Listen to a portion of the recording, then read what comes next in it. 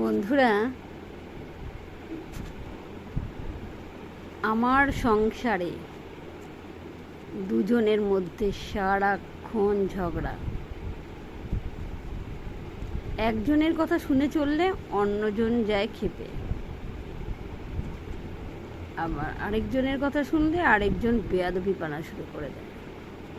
এদের মানে কি বলবো, দুজনের ঝগড়ায় আমার জীবন ছালা ফালা হয়ে গেল। সারা দিন মন খারাপ থাকে আমার।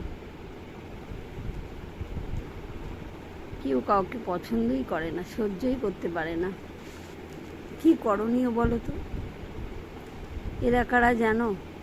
এরা হলো আমার বড্ড আপনজন গো। আমার মস্তিষ্ক আর আমার মন বড্ড বেয়াদব। ও চায় যা খুশি করতে।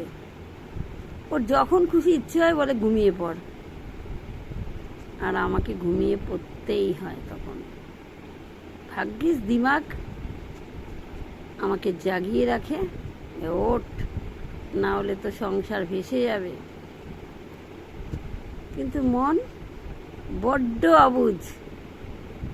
বলে আজ রান্না বান্না খাওয়া বন্ধ কর, সবাইকে হোটেলে পাঠিয়ে দে, তুই আরাম কর, বিশ্রাম কর।